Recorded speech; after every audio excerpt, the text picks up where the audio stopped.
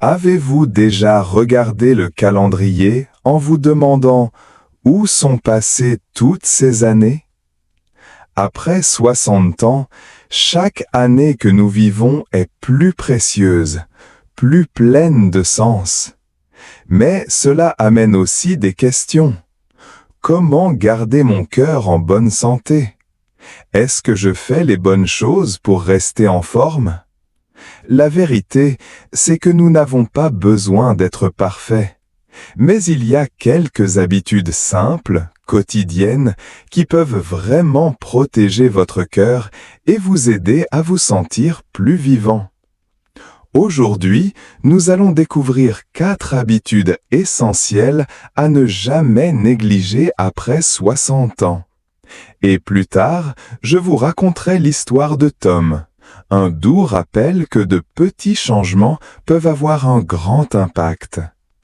Préparez-vous une tasse de thé, installez-vous confortablement et partons ensemble sur ce chemin.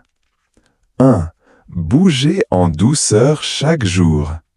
Pas besoin de courir des marathons. Il suffit de bouger.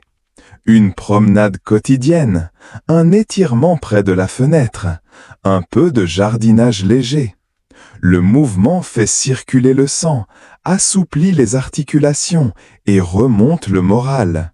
Même 15 à 20 minutes par jour peuvent réduire le risque de maladie cardiaque.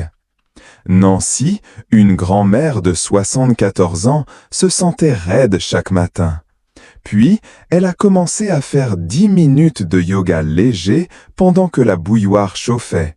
Elle dit « Je ne me sens pas plus jeune, je me sens juste redevenir moi-même ».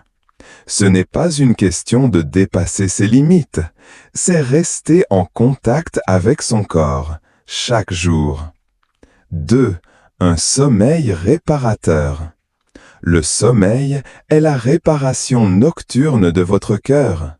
Mais avec l'âge, il devient plus difficile de bien dormir. Essayez d'avoir 7 à 8 heures de repos de qualité.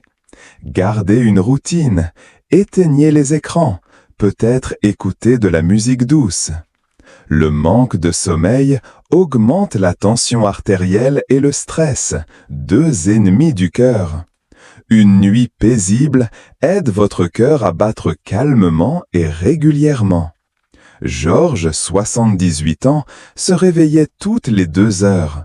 Il a remplacé son habitude de regarder les infos le soir par de la musique douce et de la lecture. Aujourd'hui, il dort presque toute la nuit et ses matins sont plus légers. Votre cœur se repose mieux quand vous aussi. 3.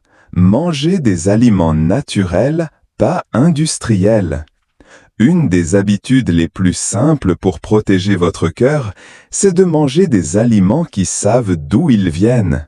Des légumes frais, des fruits, des noix, des céréales complètes, de l'huile d'olive. Ces aliments réduisent l'inflammation et gardent vos artères dégagées. Limitez les produits industriels, les snacks salés et les douceurs sucrées qui fatiguent plus qu'elles ne nourrissent. Marie, 72 ans, adorait les plats préparés au micro-ondes.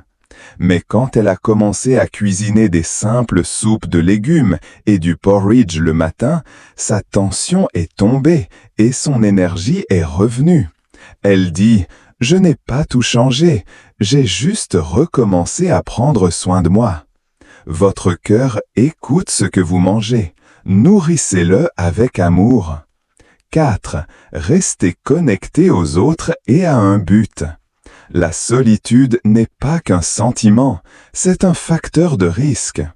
Après 60 ans, perdre des amis, prendre sa retraite ou déménager peut nous faire sentir un peu invisibles. Mais la connexion, la vraie connexion humaine, est un remède puissant. Appelez quelqu'un, rejoignez un groupe, faites du bénévolat, même écrire une lettre peut réchauffer votre cœur. Hélène, 80 ans, a lancé un groupe de thé hebdomadaire à la bibliothèque locale.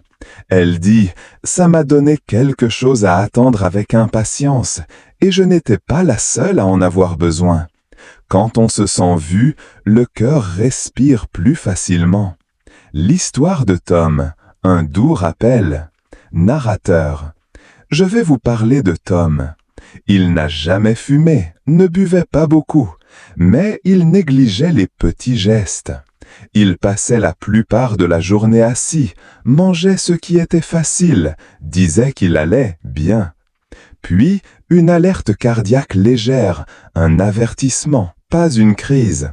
Son médecin lui dit « Tu as encore du temps, Tom, profitons-en bien. » Alors Tom a fait de petits changements. Une promenade après le déjeuner, un bol de baie au lieu de chips. Il a rejoint un club de lecture local.